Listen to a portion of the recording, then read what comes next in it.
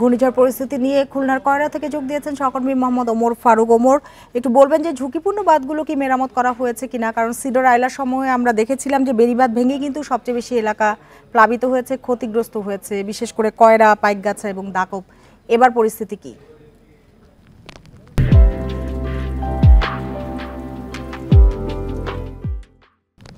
দেখুন, ঘূর্ণিঝড় যে জায়গাটিতে রয়েছে সেই জায়গাটিতে কিন্তু আমরা একটু দেখানোর চেষ্টা করি। এই জায়গাটি কিন্তু পুরো বেড়িবাঁধ, এই বেড়িবাঁধের যে অবস্থা সেটি কিন্তু খুবই খারাপ অবস্থায় রয়েছে এবং যে কোনো মুহূর্তে কিন্তু যদি যে পানির উচ্চতা বাড়ে তাহলে কিন্তু এই বেড়িবাঁধের উপর দিয়ে পানি যাওয়ার একটি সম্ভাবনা রয়েছে। আমি আপনাদের একটু তথ্য জানিয়ে রাখি যে এই যে জোয়ার শুরু হয়েছে সেই সকাল 10টার দিকে, কিন্তু সেই জোয়ার এখনও কিন্তু পানি নামেনি।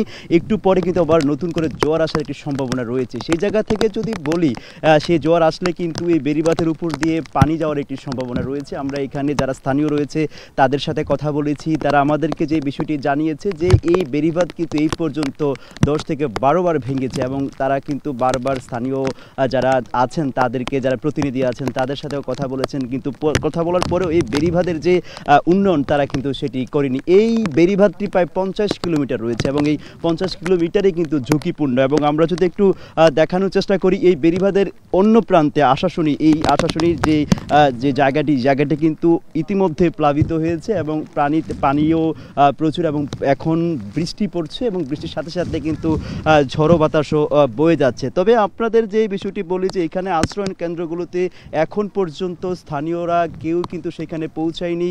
আমরা কয়েকটি আশ্রয় কেন্দ্র ঘুরেছি, সেখানে কিন্তু পুরোপুরি খালি এবং আমরা স্থানীয়দের সাথে কথা বলেছি, তারা আসলে সেই আশ্রয় কেন্দ্রে তাদের সয় সম্পত্তির।